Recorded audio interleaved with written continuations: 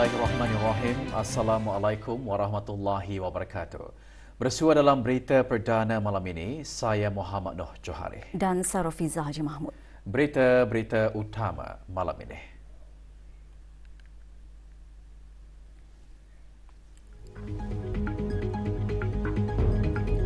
Kebawah Duli Yang Maha Mulia Paduka Seri Baginda Sultan dan Yang di-Pertuan Negara Brunei Darussalam bertitah menekankan keselamatan makanan satu lagi bidang yang memerlukan perhatian segera.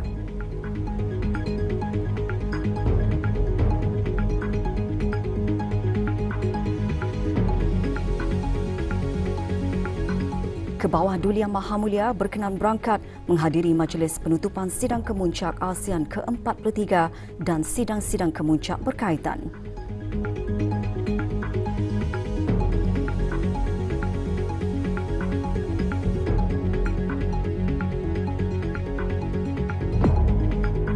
Kebawah Duli Yang Maha Mulia Seri Paduka Baginda Yang di-Pertuan Agong dan Duli Yang Teramat Mulia Paduka Seri Pengiran Muda Mahkota berangkat menunaikan sembahyang Fardu Jumaat.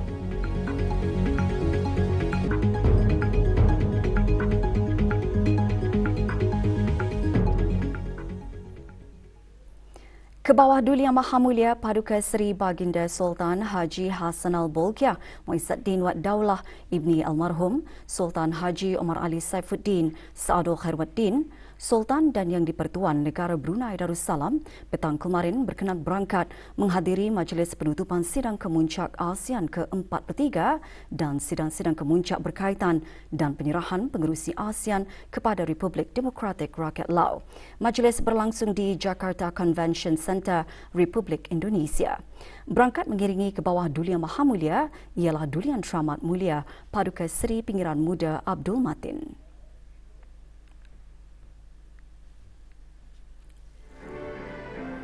Majlis penutupan dimulakan dengan ucapan daripada Tuan Yang Terutama Joko Widodo, Presiden Republik Indonesia selaku pengerusi ASEAN. Tuan Yang Terutama menzahirkan penghargaan kepada semua pemimpin yang menghadiri Sidang Kemuncak ASEAN ke-43 dan sidang-sidang kemuncak berkaitan.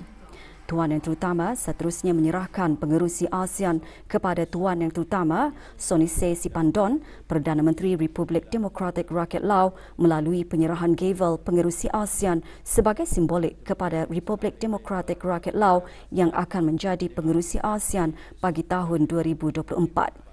Majlis penutupan diikuti dengan ucapan daripada Perdana Menteri Republik Demokratik Rakyat Lau yang antara lainnya menekankan mengenai isu-isu yang akan diutamakan oleh Republik Demokratik Rakyat Lau pada tahun 2024 selaku pengerusi ASEAN di bawah tema ASEAN Enhancing Connectivity and Resilience dan persembahan sebuah tayangan video daripada Republik Demokratik Rakyat Lau selaku pengerusi ASEAN 2024.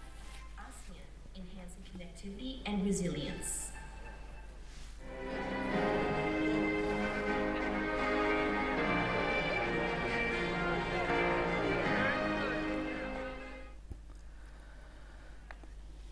Pada sebelah petang kemarin, Kebawah Duli Yang Maha Mulia Paduka Seri Baginda Sultan dan Yang di-Pertuan Negara Brunei Darussalam berkenan berangkat menghadiri Sidang Kemuncak ASEAN Australia ketiga. Berangkat mengiringi Baginda ialah Duli Yang Teramat Mulia Paduka Seri Pengiran Muda Abdul Matin. Kebawah Duli Yang Maha Mulia bertitah kerjasama ASEAN Australia telah berkembang maju dalam semua tunggak komuniti ASEAN dan menyumbang kepada keamanan dan pembangunan serantau sejak beberapa dekad yang lalu. Justru Baginda menghargai kerjasama Australia for ASEAN Futures Initiative. Perubahan iklim titah Baginda merupakan salah satu cabaran global. Oleh itu, sumbangan Australia dalam perkara tersebut termasuk melalui Climate Change Action Strategy adalah sangat dialalukan. Baginda juga menghargai tawaran sumbangan Australia kepada ASEAN Centre for Climate Change bagi merumuskan strategi dan dasar dalam membantu negara-negara ASEAN menangani perubahan iklim. Dalam kerjasama bidang perdagangan, Baginda menggariskan keperluan untuk terus mengukuhkan usaha ke arah pertumbuhan ekonomi. Kejayaan ASEAN Australia New Zealand Free Trade Agreement AANZFTA juga memainkan peranan utama dalam pertumbuhan ekonomi.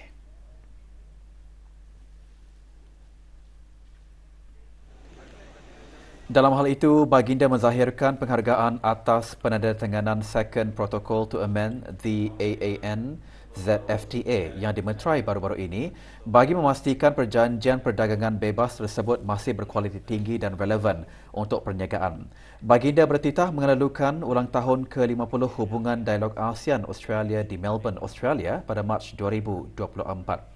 The Honourable Anthony Albanese, Perdana Menteri Australia, dalam ucapan antara lainnya menyatakan ASEAN-Australia Comprehensive Strategic Partnership dihasratkan untuk memelihara keamanan dan kemakmuran rantau ini dan sekaligus menangani cabaran-cabaran yang sukar.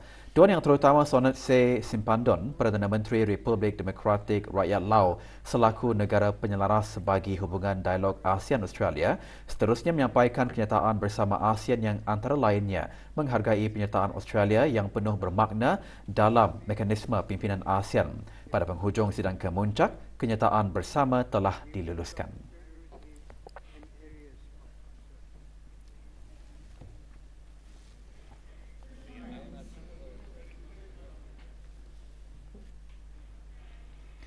Selepas sidang kemuncak ASEAN Australia ketiga ke bawah Duli Yang Maha Mulia berangkat bersama para pemimpin lainnya bagi menghadiri sidang kemuncak ASEAN Pertubuhan Bangsa-Bangsa Bersatu PBB ke-13. Berangkat mengiringi ke bawah Duli Yang Maha Mulia ialah Duli Yang Teramat Mulia Paduka Seri Pengiran Muda Abdul Matin.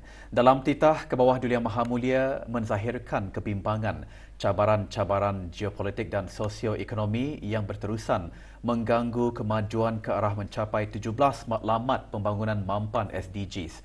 Perubahan iklim titah Baginda merupakan salah satu lagi faktor signifikan yang menjejaskan kemajuan tersebut. Oleh itu, Baginda mengeluhkan lebih banyak kerjasama dalam perlindungan alam sekitar serta penyesuaian dan pengurangan kesan-kesan perubahan iklim melalui perkongsian kepakaran dan amalan terbaik dengan ASEAN Centre for Climate Change.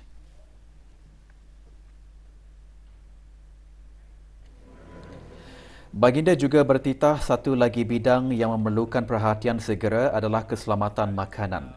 Dalam hal itu, Baginda menyambut baik lebih banyak aktiviti dan kerjasama teknikal bersama Pertubuhan Makanan dan Pertanian PBB UNFAO untuk menyokong usaha ASEAN dalam meningkatkan pengeluaran makanan melalui penggunaan teknologi dan aplikasi baharu.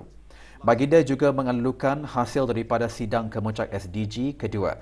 Sementara itu, Tuan Yang Terutama Antonio Guterres, Setiausaha Agung PBB, dalam kenyataannya menyatakan tiga bidang yang penting kepada ASEAN-UN Comprehensive Partnership iaitu komitmen terhadap memajukan keamanan dan diplomasi, pelaksanaan 5-point konsensus bagi menangani situasi di Myanmar dan keperluan untuk tindakan iklim.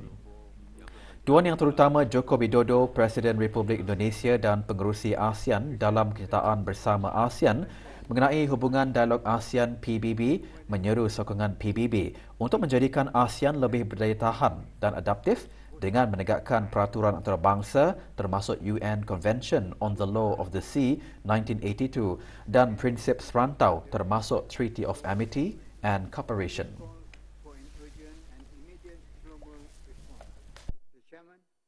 Another area requiring urgent collective action is for a better and sustainable future for all. Thank you. Ke bawah Duli Yang Maha Mulia Paduka Seri Baginda Sultan dan Yang di-Pertuan Negara Brunei Darussalam berangkat bertolak meninggalkan Jakarta, Republik Indonesia selepas menghadiri sidang kemuncak ASEAN ke-43 dan sidang-sidang kemuncak berkaitan petang kemarin. Berangkat mengiringi ke bawah Duli Yang Maha Mulia ialah Duli Yang Teramat Mulia Paduka Seri Pengiran Muda Abdul Matin. Hadir di lapangan terbang antarabangsa Soekarno-Hatta bagi menyembahkan ucapan selamat berangkat ke hadapan Majlis Baginda ialah Yang Terhormat Sandiaga Salahuddin Uno, Menteri Pariwisata dan Ekonomi Kreatif Republik Indonesia. Juga hadir Dayang Yohanizah binti Datuk Paduka Dr. Haji Ismail, Kuasa Usaha Sementara Kedutaan Besar Negara Brunei Darussalam di Republik Indonesia.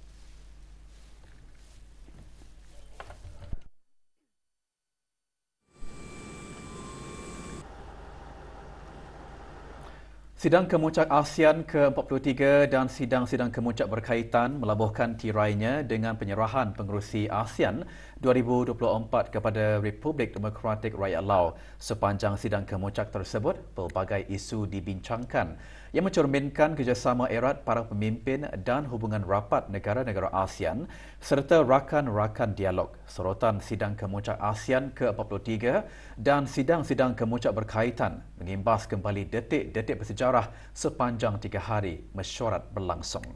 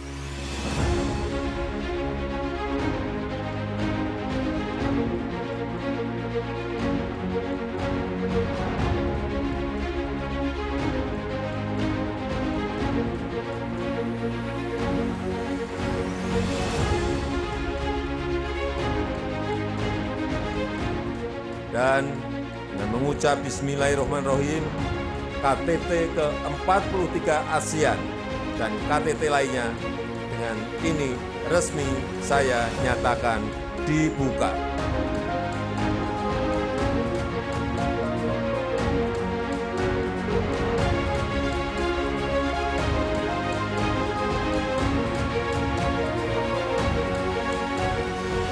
ASEAN is in a favorable position for continued growth as the region is projected to grow by 4.6% this year,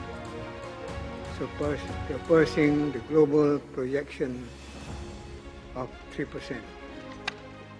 However, escalating geopolitical tensions pose potential risks to our economic recovery. Therefore, we must remain focused on strengthening cooperation to make ASEAN the center of economic growth and social development.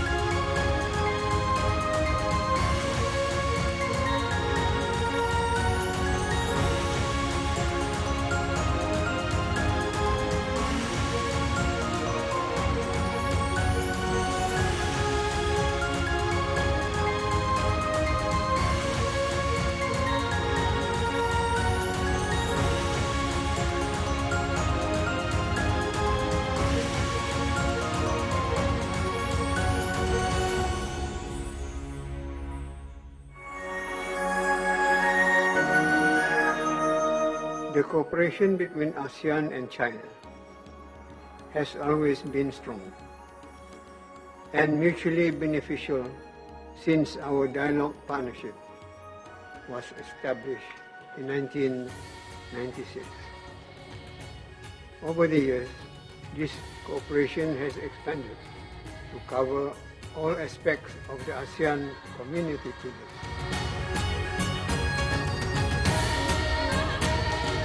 We should collaborate more in developing the capacity needed for a smooth transition towards a digital community, including through initiatives such as the Startups Partnership.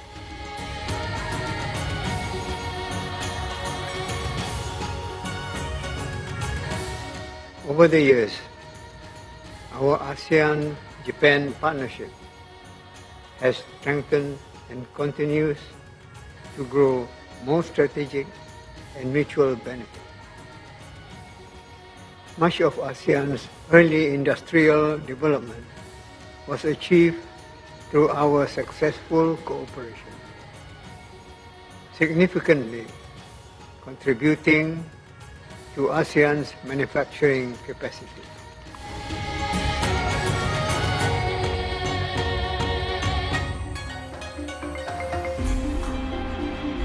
APT continues to serve as a unique platform that promotes practical cooperation among East Asian countries. We have witnessed how the APT has successfully facilitated coordination in various fields, helping us address financial and health crises affecting our region. As an important partner of ASEAN, we highly appreciate the unwavering support of the United States in our efforts to build a strong community and its contributions to ensuring peace and prosperity in our region. Canada is a long-standing partner of ASEAN, and we have benefited from its excellent education opportunities and cooperation in energy and environmental conservation. Today, we face more challenges that require a different and coordinated approach at the regional level.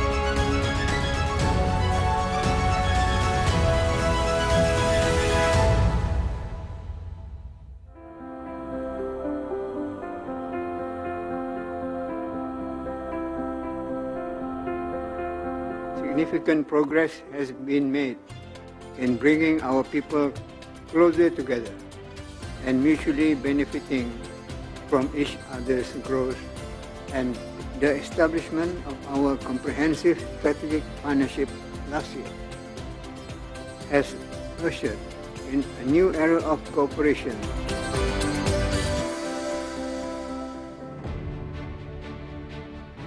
The EAS has served as a strategic platform for constructive dialogue and, more importantly, practical cooperation on issues of common concern and interest.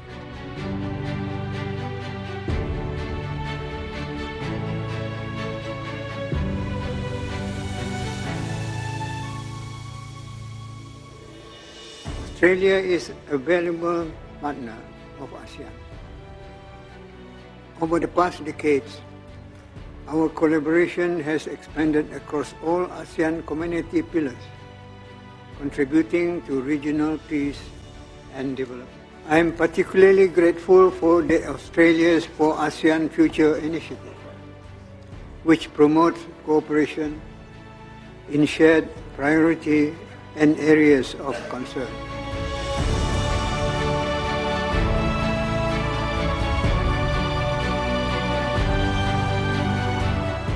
This calls for an urgent and immediate global response.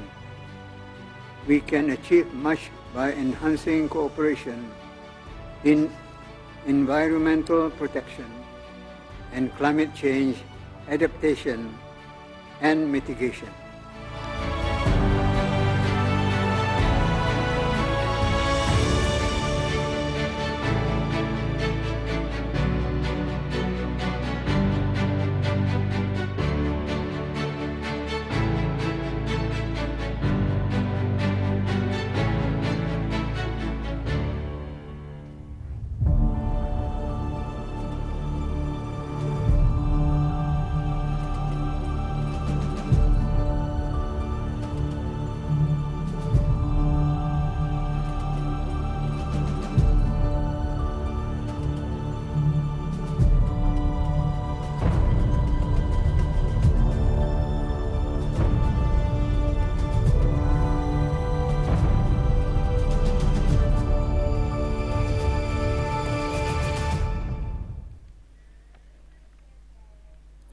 Kebawah Duli Yang Maha Mulia Seri Paduka Baginda yang di-Pertuan Agong Malaysia ke-16, Al-Sultan Abdullah Riayatuddin Al-Mustafa Billah Shah Ibni Almarhum Sultan Haji Ahmad Shah Al-Musta'in Billah dan Duli Yang Teramat Mulia Paduka Seri Pinggiran Muda Mahkota Pinggiran Muda Haji Al-Muhtadi Billah Ibni Kebawah Duli Yang Maha Mulia Paduka Seri Baginda Sultan Haji Hassanal Bolkiah Muizzuddin Wad Daulah Menteri Kanan di Jabatan Perdana Menteri selaku Wakil Pribadi Kebawah Duli Yang Maha Mulia Paduka Seri Baginda Sultan dan yang di-Pertuan Negara Brunei Darussalam tengah hari tadi berangkat menunaikan sembahyang fardu Jumaat di Jami' Asri Hassanal Bolkiah, Kampung Kiarung.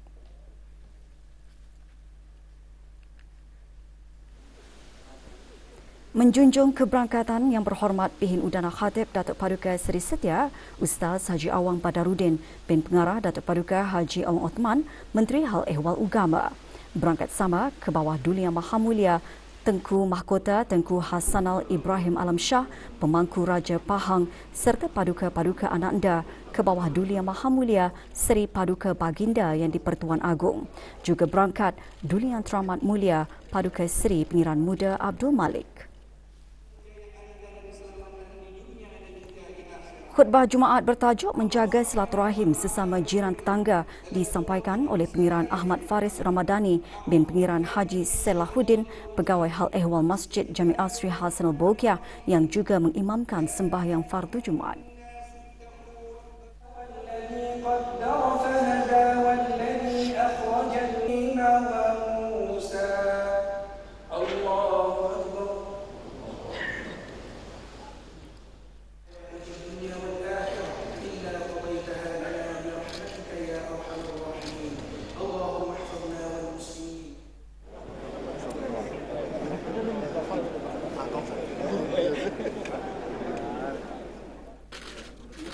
Kebawah Duli Yang Maha Mulia Seri Paduka Baginda yang di-Pertuan Agong berkenan menandatangani lembaran kenangan dan menerima pesambah.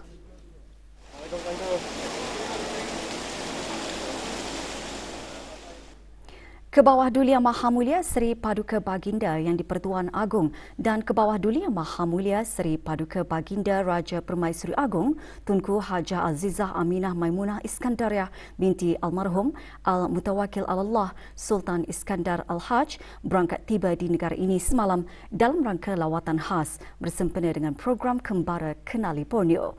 Kebawah Duli Yang Maha Mulia dan Kebawah Duli Yang Maha Mulia Seri Paduka Baginda Raja Permaisuri Agong berada di negara ini selama 3 hari.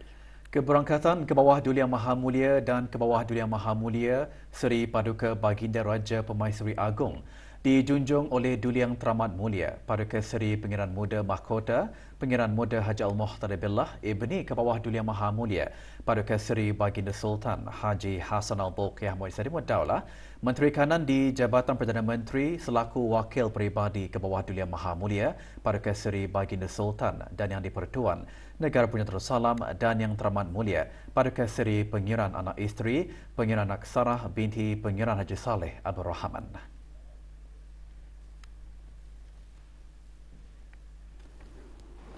Berangkat sama Kebawah Duli Yang Maha Mulia Tengku Mahkota Tengku Hassanal Ibrahim Alam Shah Pemangku Raja Pahang serta Paduka-Paduka Anakda Kebawah Duli Yang Maha Mulia Seri Paduka Baginda Yang di-Pertuan Agong.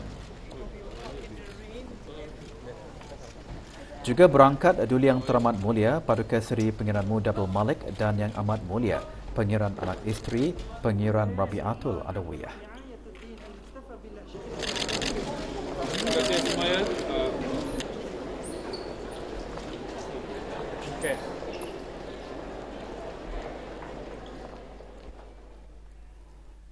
Kebawah Duli Yang Maha Mulia Seri Paduka Baginda Yang di-Pertuan Agong dan Kebawah Duli Yang Maha Mulia Seri Paduka Baginda Raja Permaisuri Agong berangkat tiba di negara ini melalui pos kawalan imigresen Labu Temburung semalam. Kebawah Duli Yang Maha Mulia mengetuai konvoi kembara 25 kenderaan dengan memandu sendiri kenderaan pacuan 4 roda.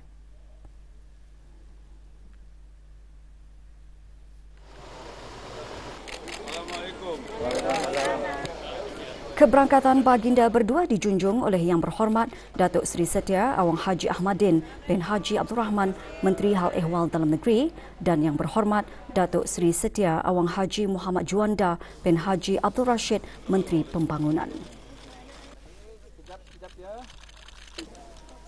Alhamdulillah.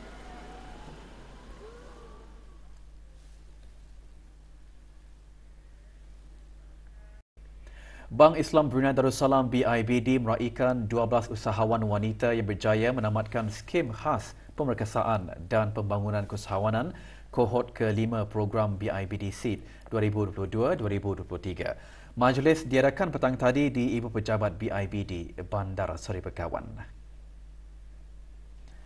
Penyampaian sijil dan dana zakat perniagaan kepada para usahawan disempurnakan oleh Yang Berhormat Pimpinan Katib Datuk Paduka Seri Setia Ustaz Haji Awang Badaruddin bin Pengarah Datuk Paduka Haji Awang Othman Menteri Halwal Ugama.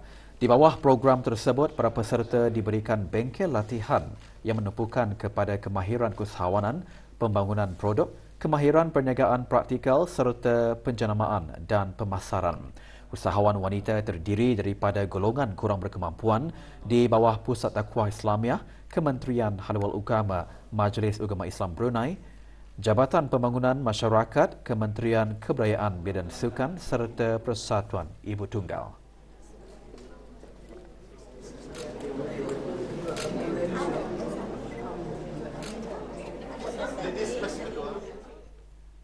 Perbadanan Tabung Amanah Islam Brunei, Perbadanan Taib, menganjurkan majlis penyampaian hadiah bagi kempen promosi kewangan 12 bulan. Majlis diadakan di Pusat Membeli Belah One City, Kampung Salam Bigar. Hadir Yang Berhormat Pihin Datuk Laila Raja, Major Jeneral Bersara Datuk Paduka Seri Haji Awang Halbi bin Haji Muhammad Yusof, Menteri di Jabatan Perdana Menteri dan Menteri Pertahanan kedua selaku pengerusi Lembaga Pengarah Perbadanan Taib. Matlamatnya ialah untuk meningkatkan kesedaran mengenai pelbagai produk kewangan Perbadanan Taib.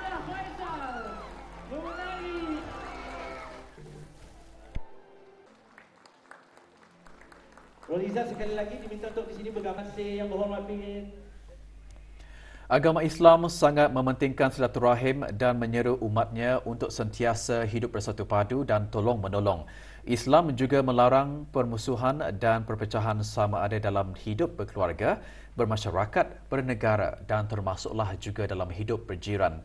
Dalam menjaga hubungan silaturahim yang baik dengan jiran tetangga, menjaga dan mengamalkan akhlak yang mulia perlu dijaga sebagaimana yang telah dianjurkan dalam agama Islam. Perkara tersebut antara intipati khutbah Jumaat hari ini.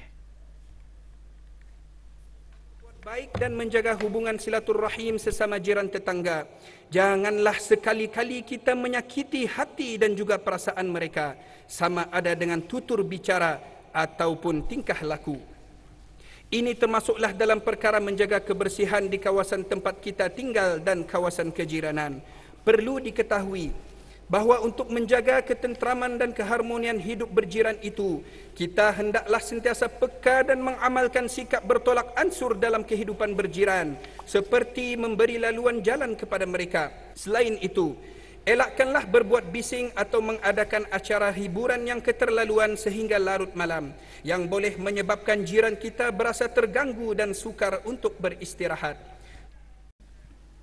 Indeks harga pengguna IHP bulan ke bulan bagi bulan Jun 2023 menunjukkan peningkatan peratus didorong oleh kenaikan harga bukan makanan peratus. Manakala harga makanan dan minuman ringan mencatatkan penurunan yang rendah. Peningkatan bulan ke bulan bagi harga bukan makanan disumbangkan oleh pakaian dan kasut, pengangkutan dan rekreasi dan kebudayaan. Peningkatan harga pakaian dan kasut adalah selaras dengan kenaikan harga fabrik pakaian. Manakala penurunan bagi harga makanan dan minuman ringan adalah disumbangkan oleh ikan dan makanan laut, sayur-sayuran dan daging. Peningkatan tahun ke tahun bagi harga makanan dan minuman ringan adalah disebabkan oleh kenaikan harga seperti beras dan bijirin, susu, produk tenusu dan telur dan daging. Peningkatan harga beras dan bijirin adalah terutamanya didorong oleh kenaikan harga bahan-bahan mentah bagi produk-produk bakery. Manakala kenaikan harga telur adalah antara komponen utama bagi peningkatan harga kategori susu, produk tenusu dan telur serta daging. Bagaimanapun peningkatan tahun ke tahun ini diimbangi oleh penurunan bagi harga bukan makanan seperti perhubungan dan pengangkutan. Di samping itu, harga pengangkutan menurun adalah terutamanya disebabkan oleh penurunan harga tiket penerbangan dan harga kereta. Sebagai menggalakkan penghasilan kandungan video tempatan yang berkualiti oleh para pencipta kandungan video tempatan dan syarikat-syarikat produksi, tayangan dan pameran Festival Kandungan Video Brunei BCF 2023 direkan pagi tadi.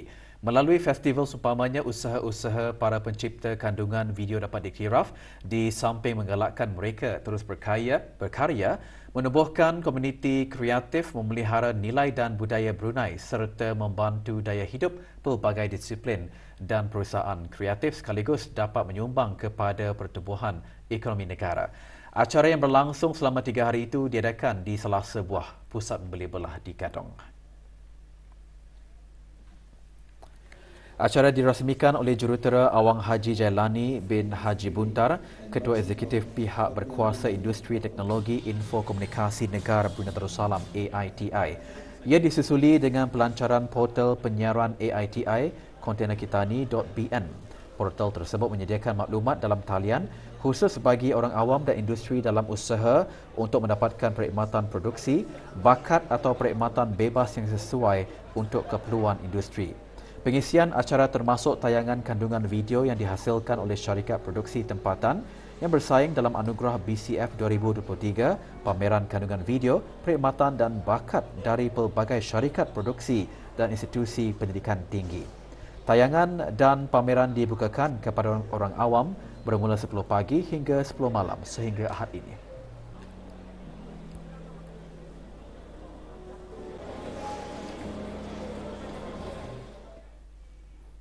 53 orang peserta program masyarakat bermaklumat terdiri daripada Persatuan Mahasiswa-Mahasiswi Universiti Brunei Darussalam PMUBD dan alumni UBD membuat lawatan ke beberapa buah tempat. Para peserta antaranya mendengarkan taklimat mengenai kesedaran pencegahan rasuah dari Biro Mencegah Rasuah BMR, lawatan ke Brunei Innovation Lab di Kampung Anggrek Desa, Galeri Lentera Makmur, Jabatan Penerangan dan Syarikat Ghanim International Corporation Sendirian Berhad di Tapak Perindustrian Salampigar bagi mengetahui proses penghasilan produk-produk Brunei halal. Bagi membantu mengekalkan bekalan stok darah di negara ini, Pusat Penerimaan Darah di Jabatan Perkhidmatan Makmal Kementerian Kesihatan akan mengadakan kempen demam darah. Esok Sabtu bertempat di Kompleks Membeli Belah Mabuhay bermula pukul 10 pagi hingga 2 petang. Ahad 10 September di Kompleks Membeli Belah One City pukul 10 pagi hingga 1 petang. Rabu 13 September di Kompleks An-Najat Beribi dari pukul 10 pagi hingga 2 petang dan pada hari Khamis 14 September di BAIC Showroom TCY Motor Sdn Bhd Perindustrian Lambak Kanan mulai pukul 9 pagi hingga 2 petang. Tempahan slot derma darah melalui aplikasi Bloodcard adalah sangat digalakkan. Bola sepak Liga Remaja bawah 15 tahun, pasukan Indra bawah 15 tahun mengutip 3 mata penuh selepas menang 2-0 ke atas pasukan Tafa. Perlawanan berlangsung awal pagi tadi di Padang FABD Brakas. Kedua-dua gol pasukan Indra dijaringkan dalam tempoh 6 minit pada babak separuh masa kedua permainan. Sementara itu di Padang FABD Brakas, pasukan Pancur Murai menewaskan Wasan FC dengan keputusan 4-2. Manakala di Padang BSRC Daerah Belait pula, pasukan BSRC dan Projek Ikan Pusu berkongsi satu mata selepas kedua-dua pasukan terikat tanpa jaringan.